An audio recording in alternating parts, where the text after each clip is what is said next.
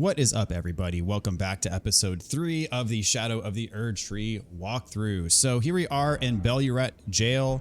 So first things first is we are going to get through this entire dungeon. There are some parts that are slightly confusing, but I will show you the way. And there are also things in here that you will not be able to unsee. And you'll see what I mean a bit later. So anyway, take a left through here. There's a couple enemies. One that jumps out at you from the door, so just watch out for that. So here we have some frozen maggots. We're going to see a bunch of those in this dungeon. They're all over the place.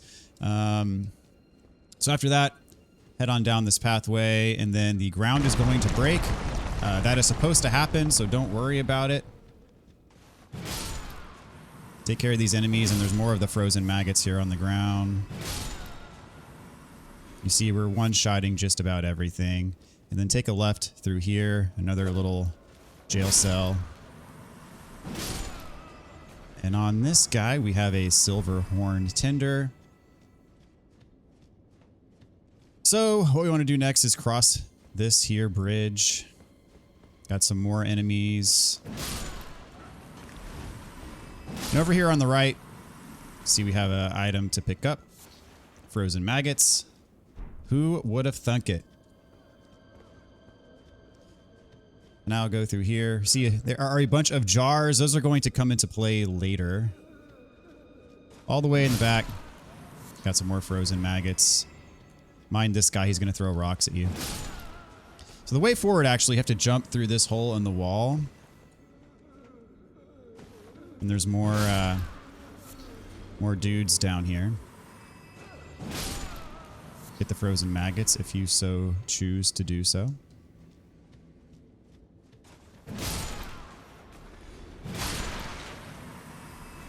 Got a few of them here. This one, some of them, if you go past them, they'll start throwing rocks at you, so just take them out. This is a broken rune. It is not worth very much, but hey, it's there, so we're gonna pick it up. And then on this corpse, we have Thawfrost Boluses. So just through here, we have a ghost.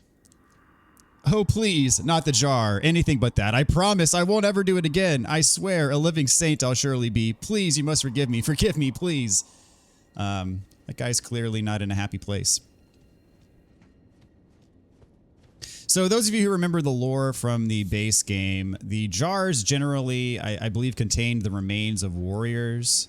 The jars in this game and the DLC do contain remains, but it's slightly different, and we'll learn more as we get further into the game here. But that guy did not seem all that keen of the prospect of being stuffed into a jar. And so I said there are going to be things that we can't unsee. Pick up the Shadow Realm Rune 3, and then turn around, and here we have the innards of one of the jars. One way that I like to handle these is jump attack twice, so stagger them, and then you can do a critical. And since we have the, Blade of Mercy equipped, the talisman, I now have a brief buff to my attack power, just in general.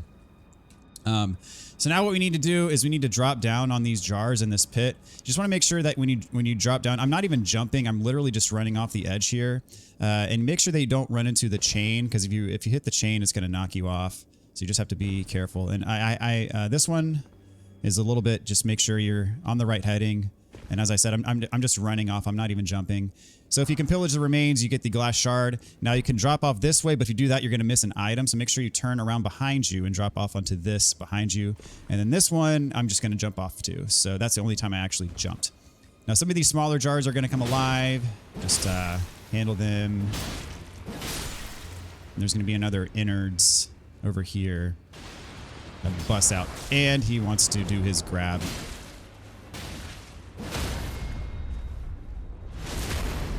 So why we came this way is if you drop the other way, like I showed you, you'd miss this treasure chest. And we have another hefty cracked pot. So that's going to help us with crafting. The big ol' throwables for later. So now you want to drop down. There's a couple more of these smaller jars on the ground, and then this larger one that's going to come alive. I missed the other ones, but this one is going to come alive. So just make sure you don't get surprised by it. So, hello. I'm going to do a couple jump attacks here. Jump attacks give you good stagger. Got some raw meat dumpling. And as far as I know, there's really not much else in this room. Except these things. But loot-wise, not so much. So now that we have this equipped, put to good use. Well, he ran to me, so the projectile didn't do as much good as it could have if you were further away. But I like using the projectile to hit from far away, and then if you use the follow-up with R2, it closes the gap really quick with a powerful attack. So very good combo.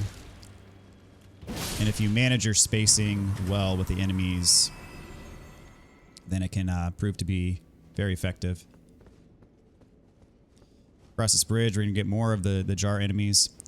So as I've said before, the bosses in this game are very aggressive. So I found that it was really difficult for me to maintain my spacing against the bosses. And that was when I was fighting without a summon, by the way. So with a summon, I think I'll be able to maintain my spacing a little bit better. So for most bosses in my first playthrough, I generally ended up coming back to the Bloodhound's Fang because the Bloodhound's Fang is better for punishing aggression, I think, since the special starts up close next to the enemy. Whereas, you know, this one, the benefit is starting the special from further away, like this, and then closing the gap like that. And that's very hard to do against the bosses if you're going solo without a summon because the bosses are extremely aggressive. It's hard to get any amount of space for a decent bit of time to actually execute a ranged attack. So the ground's going to break there. There's nothing you can do about it. If you turn behind you, there's going to be some more frozen maggots. So you can head kind of north to the west after you get past here. So just hang a right.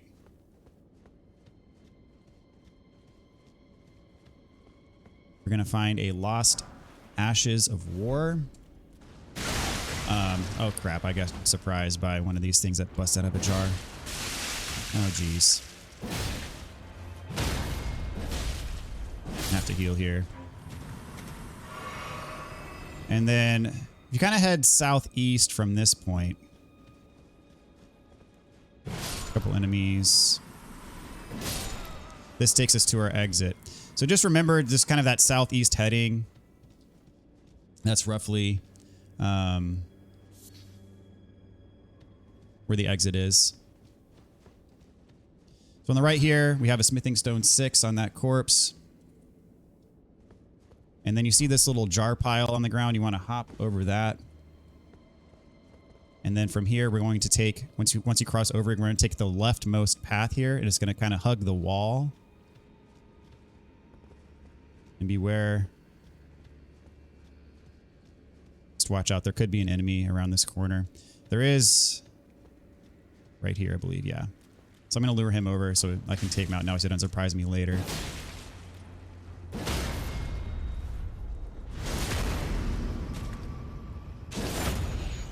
Okay, so now what we want to do is we want to go up this little path of the cracked jars. This allows us to get on top. Watch out for this guy.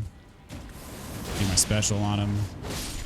And the special just takes him out if you do both moves. The L2 and then the R2 follow-up. So right on top, we have entered meat. And then what we want to do here is right here, we want to sprint with the circle button or B button if you're on an Xbox controller, and then jump over here to get this item, another hefty cracked pot. So here's another.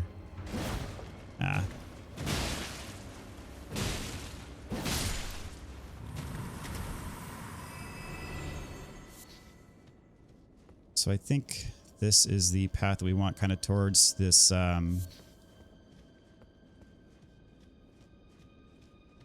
Well, I lost my way when I fought that guy. So what we're gonna do, yeah, this is the way. So this is where we got the cracked pot, hefty cracked pot, and then you drop down here, go to the left, kind of in this northwestern heading, and then we want to pick up this a Greater Potentate Cookbook 11. And this allows us to craft hefty freezing pots. So we want to hop over these broken jars. And then we want to kind of fork to the right. I think there was a innard guy walking around here, but we're going to fork to the right. Go all the way to the back. Here he is. I was a little bit too far away to connect with the follow-up. That's fine. Oh, I missed my jump attack there. That's awesome. Okay. And we're low on FP, so I'm going to go ahead and use my blue flask.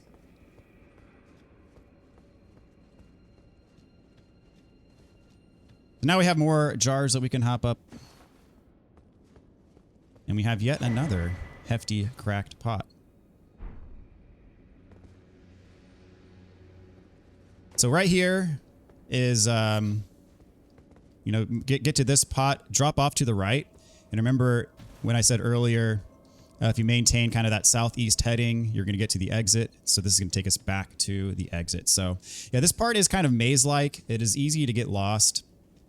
But right here, if you followed along, you should have everything that you can get in here. Okay. So go down these stairs. To the left, there's going to be a couple enemies. Take them out.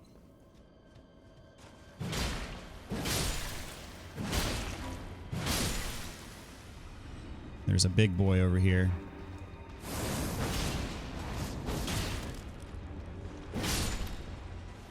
So, use my special to kind of get the edge. Smithing stone 3 over here. So what you want to do here, there's a bunch of guys that are going to break out of pots. So you can kind of lure them all at once. There's 4 of them. And then what I like to do is like to jump back over here across the gap.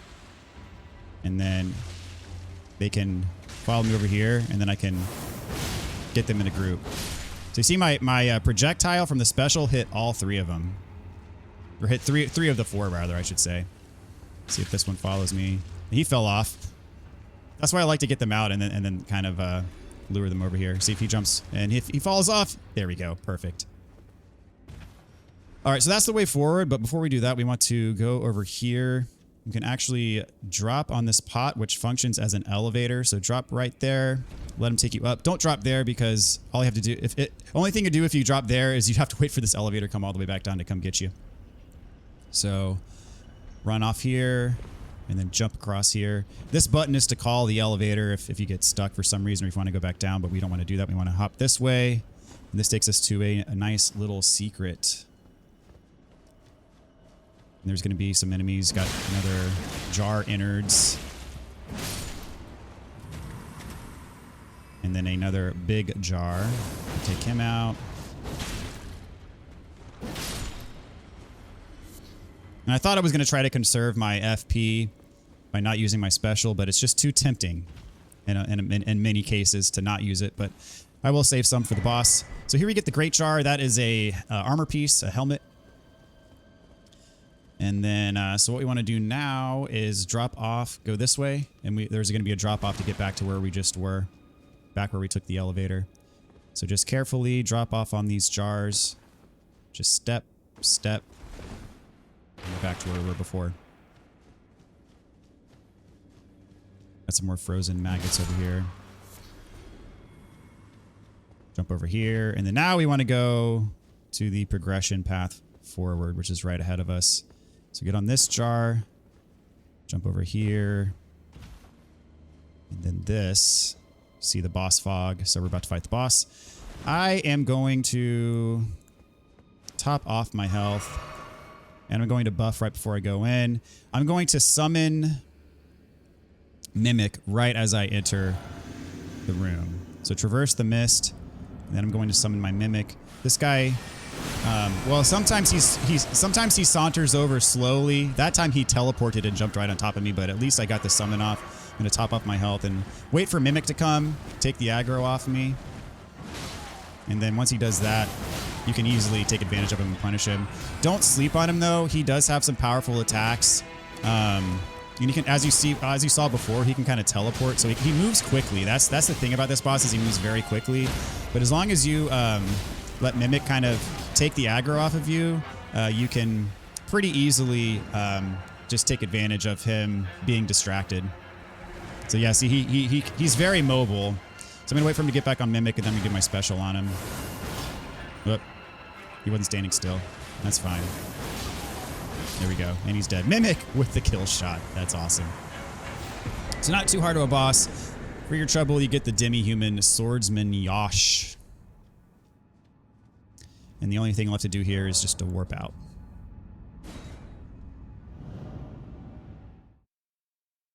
We got 3 hefty crackpots in there. Some good items. A new spirit ash. So yeah, good times were had by all. So what we want to do now is there's actually something that I missed in the last episode. There's a cookbook here that I forgot to grab. That's kind of part of the abandoned ailing village.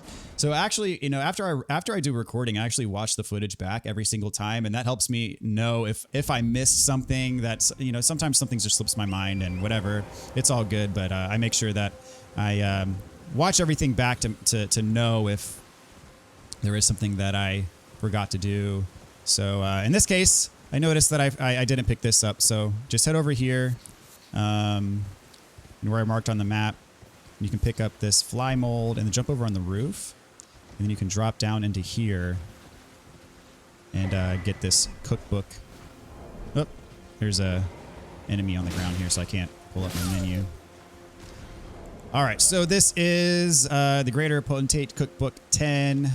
Gives you hefty fly pots. So what we're going to do now is we're going to warp back to the castle front gate, and then we're going to follow this path. There's going to be a weapon along the way, kind of around here-ish. We're going to follow this path all the way to the end over here, is what we want to do. And there's going to be some stuff that we want to get. So to do that, we're going to warp here to the castle front.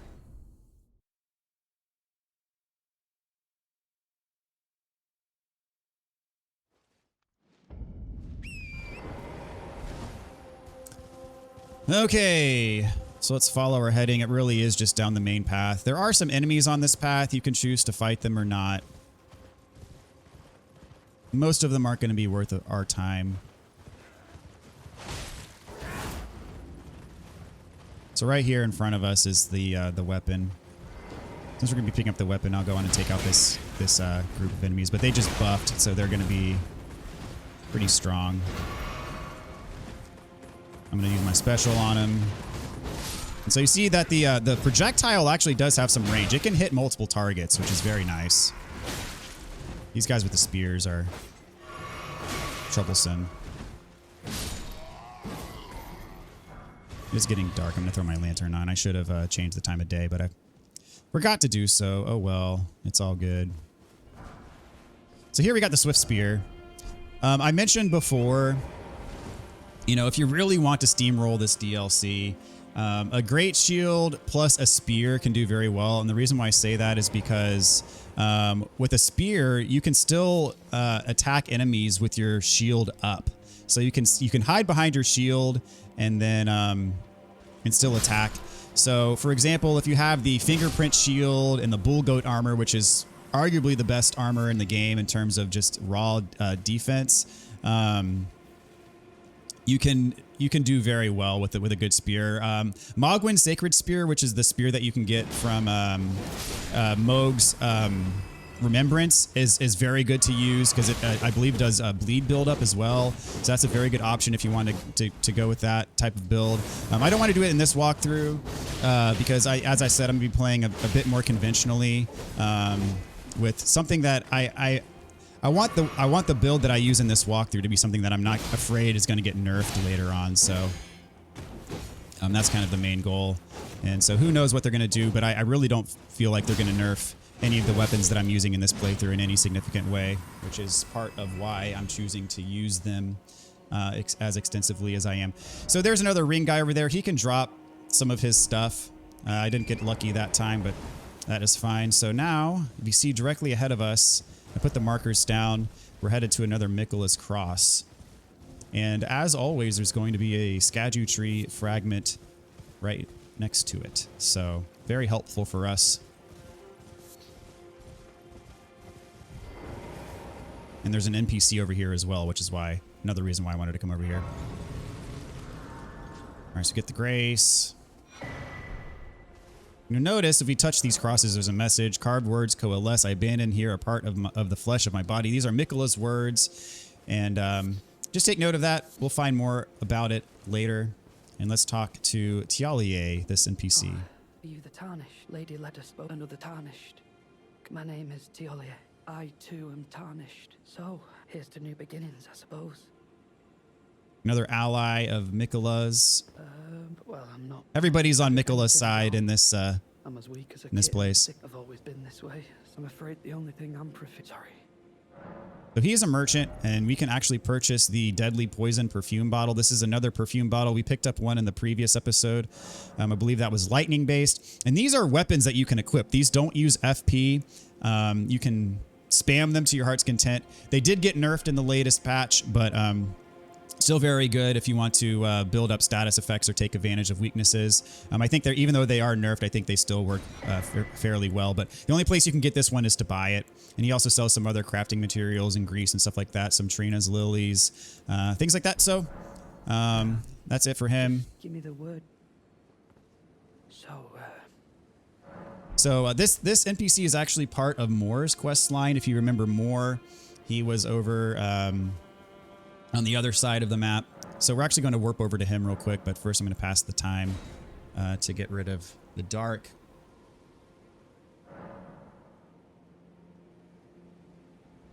So we're going to warp back over to where Moore is, over here at the main gate cross. Because now that we've talked to Tialie, it unlocks new dialogue for Moore and advances his quest line. So we're going to go ahead and do that while we're at it. Let's talk to Moore. We're going to pick the option to talk to him. He asked me to. I finally. So he gives us something to give to Tialie, the black syrup. I, for you, things. Okay. Goodbye. So let us go back to Tialie.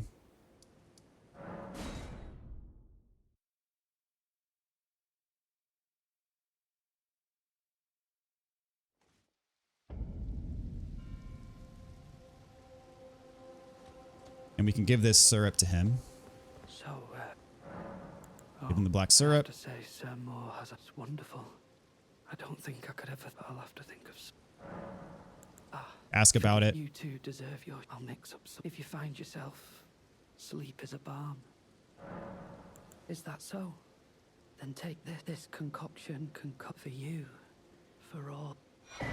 So now we get Tialie's concoction. If you use this, it actually kills you instantly. So I wouldn't recommend it, but it also can be used as part of a quest line later on in the game. So now what we're going to do is we're going to warp back to the castle front, and we're going to take a different path. So instead of going this way, we're actually going to head down this way. This is going to be our final destination. I'm going to put a little marker here just so I have something to, like a intermediate waypoint just to help guide me. There's not much along the way on this path, but it is going to take us to another dungeon.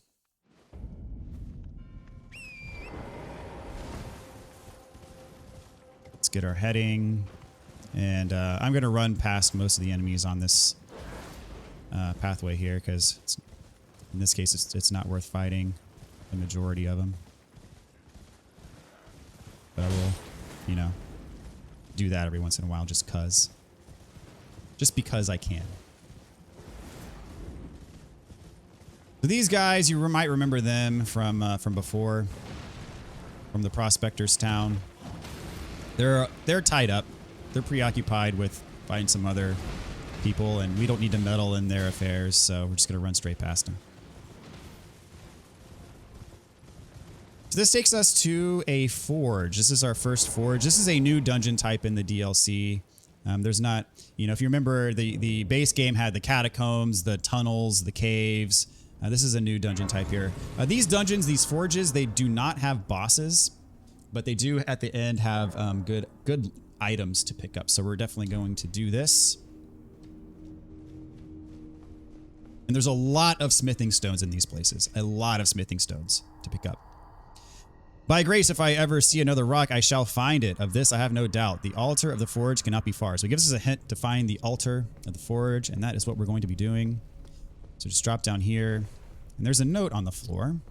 It says, hit them where they're the weakest. That's kind of a hint for how to fight some of the enemies in here. And we have one of them right in front of us. You see he's kind of just standing by that item. So what I'm going to do is I'm going to crouch, try to sneak up on him. Oh, I can't sneak up on this guy. Some of them you can sneak up on. What you want to do is you want to get behind them and try to get off a charge attack. Easier said than done, but see where it's red? If you get a charge attack on their back, it stuns them, and then you can do your critical on that.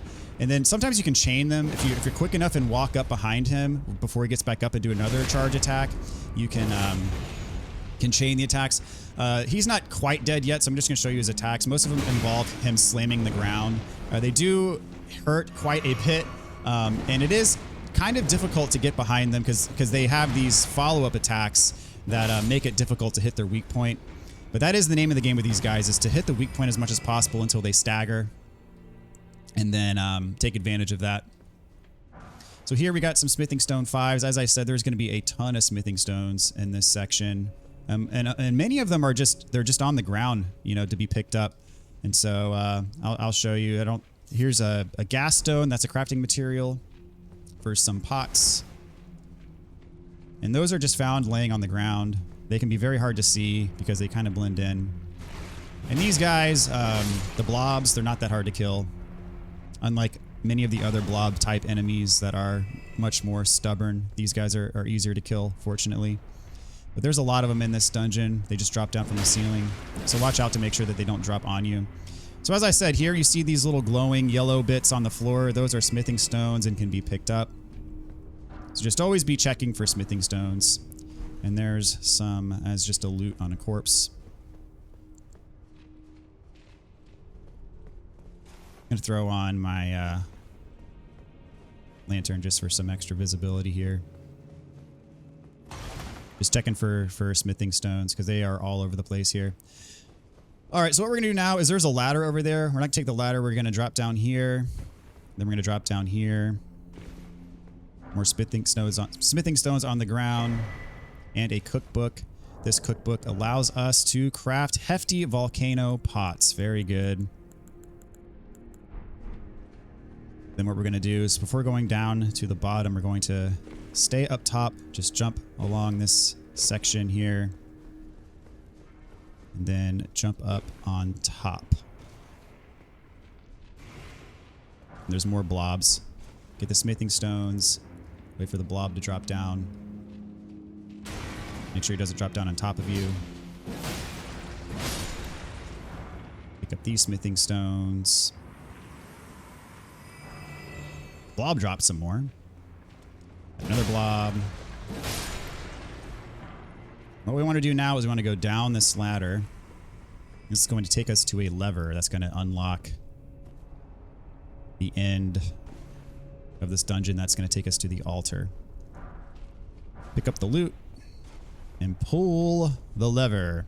Now you can drop straight down and go up there to the end, but there's more stuff that we want to do, so we're actually going to backtrack first. We got some unfinished business back in this other room.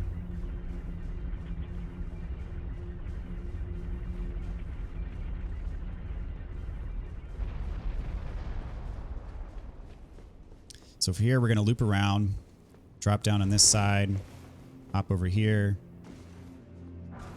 Smithing stone 4s. So we can drop off. This is the ladder that was that I showed you, that if you went down that ladder, you'd get right here. There are going to be some blobs that drop down. So just always be checking. Got some gas stones, smithing stones over here in this corner. So here we got another stone enemy. And this one I think you can actually sneak up on. So we're going to do that. Sneak up behind him. Do a charged heavy attack. Get the stagger right away. Get your critical. And then we're going to try to chain them. If we don't chain them, it's not a huge deal. But if we get the chain, then even better. We did not get the chain. That's fine. But more of the same. Let's see if I can get the stagger here. Here we go. Perfect. Pick up the smithing stones behind him. And he drops something. He drops more smithing stones. Kill the fire blob. Get this loot, somber. And all along here, just keep your eyes peeled for those smithing stones on the ground. And the gas stones as well. So see, they're all over the place. So back here is a tucked away little corner with another enemy. So we're going to sneak up on him and try to get the critical on him without him noticing. Get the smithing stones. Charged heavy. And he didn't stagger there. That's interesting. So I had to do a second one.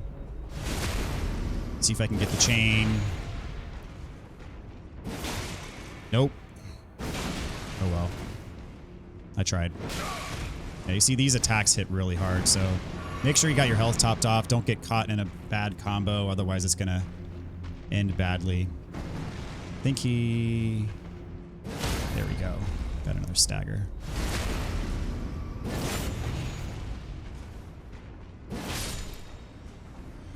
Alright. Pick up the Somber 6 on the body there. Let's see if there's anything else on the ground that we missed. I think we're good. Okay. So now we just go forward. We got another big stone guy back here. This one I don't think you can sneak up on, but up there is where we pulled the lever. And I told you we could drop down here, but I chose not to so we can go back in the room and get the rest of the loot back there. We got a smithing 4 on the ground there. This guy, unfortunately, we cannot sneak up behind, so we're just going to have to fight him normally all the way. See, the thing is he changed his attack, so it's sometimes hard to read what his combos are and get in the right spot to hit his weak point. Ugh, almost got it, but it was too slow.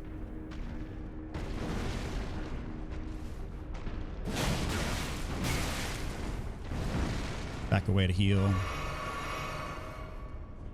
And these guys can be a pain. Ah, see, he does that follow-up. The elbow drop.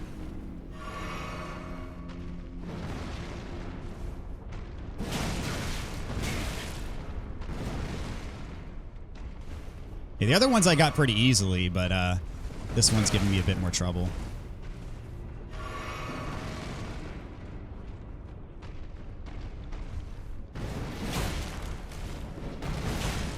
Oh, come on. There we go. Get the critical.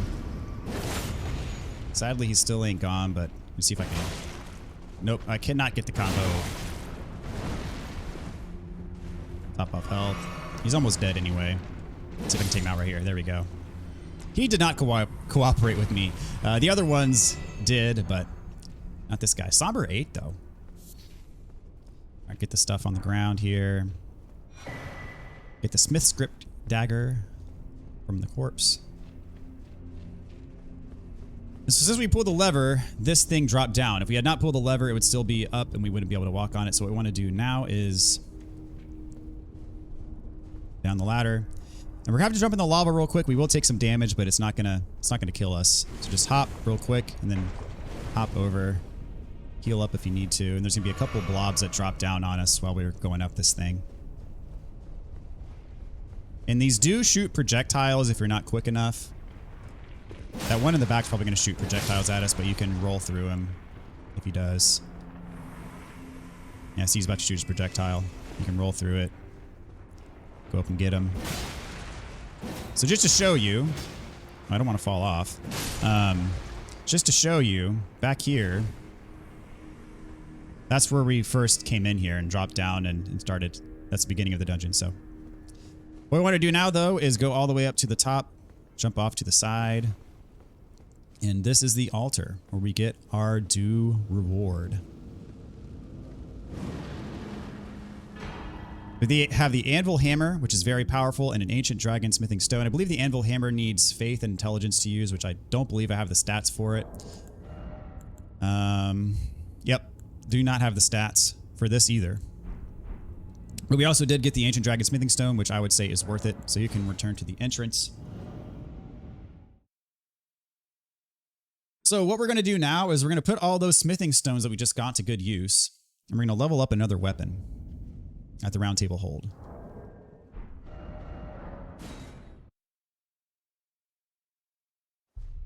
So the weapon that I'm going to level up is the Star Fists. And if you don't already have them, where you get them is they're in the base game. You get them in the Landell Royal Capital right here by the big Coliseum. Right here is where you would get the Star Fists. And I need to make sure that I have enough smithing stones. So I don't believe I do, but we'll check. So you need 12 of each to get to maximum level. So I definitely do not have 12 of each, so I'm gonna have to buy some. But no problem, we can do that because we have the bell bearings. And if for whatever reason, if you don't have all the bell bearings, I would highly suggest looking up the locations. So I have 8 of these, so we need to pick up 4. 11, I just need 1. 8, need to pick up 4. All right, 26, plenty. So we got enough of everything else. All right, perfect. So the reason why I'm using the Star Fist for this next encounter is because it's important for this next enemy that we're going to fight to build up stagger. And the Star Fists, you can the charged heavy on them is a very quick animation, and so you can easily chain them together. And we need to be doing a lot of hits to get this next thing to stagger. And you'll see what I mean in just a bit. So we're going to strengthen armament and go all the way down to the Star Fists. Level these all the way up to plus 25. And then I'm going to go on and equip them.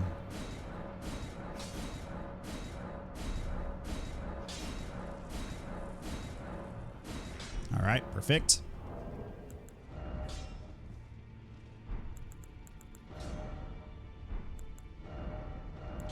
All right. So your fist type items are going to be all the way at the bottom if your inventory is all cluttered like mine.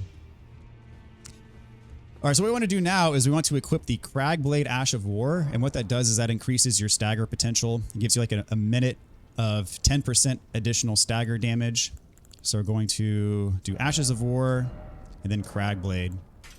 So where you get Cragblade is they are in the base game on a Scarab. And so if you go over to where you fight Radon, like across this bridge, there should be a Scarab around here that gives you Cragblade.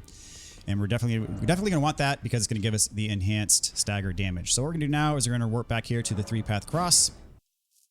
And we're going to fight the giant furnace golem. And the way that you fight these things is you have to get staggers by hitting their legs repetitively. And they take a bunch of hits to get staggers, which is why I want to have kind of the most effective means of disposing of them. So from here, you can go behind him. I'd recommend approaching him from the back as opposed to the front because he'll kick rocks at you if you try to approach him from the front.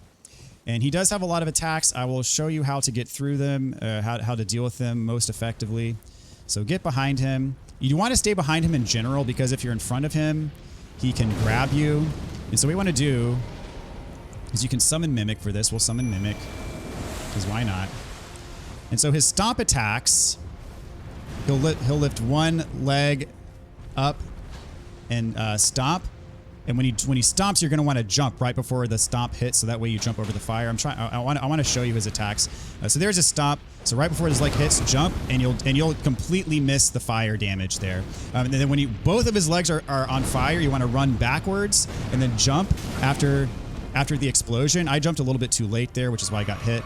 Or I jumped a little too early there, rather, which is why I got hit. So you want to do not stay in front of him because he can and will grab you. And that grab will do most of your health bar.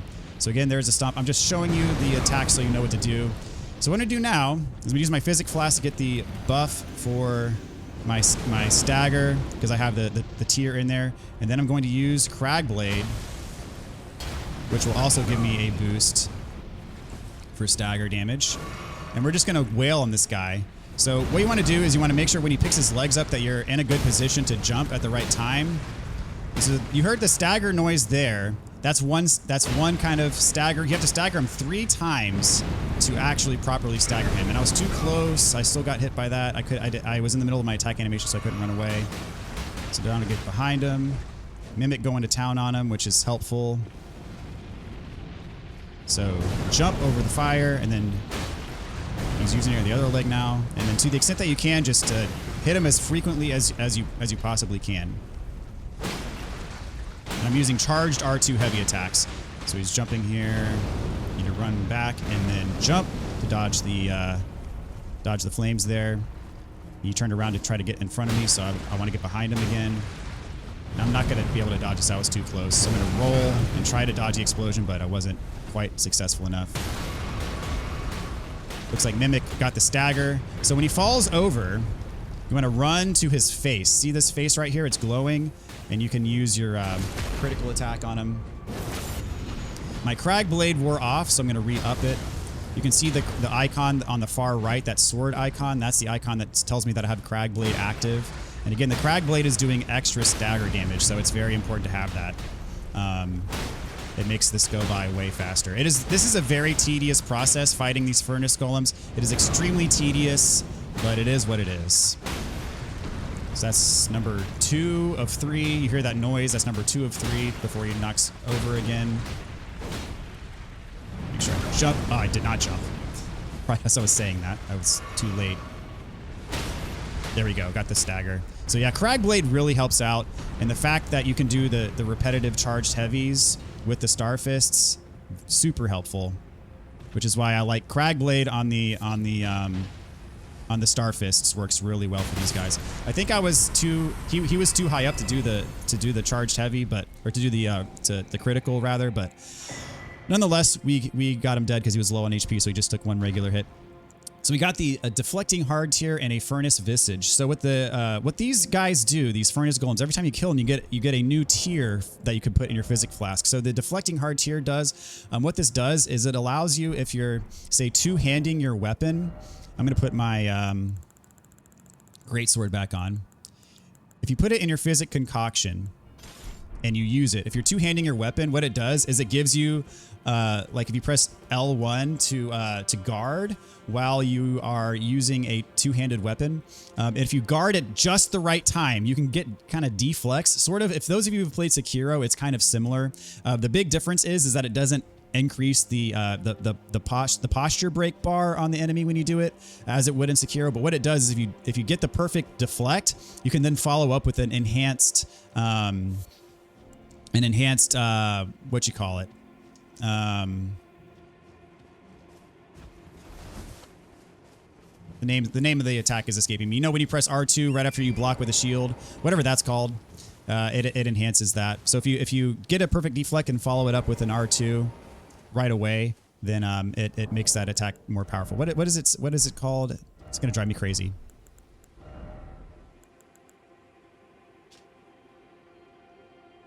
Guard counter. That's what I meant to say. Yeah, guard counter. I don't know why I couldn't think of that at the time, but anyway. So yeah, you get a perfect deflect if you use that tier, and then you can do an enhanced guard counter for more damage. I'm not going to be using that.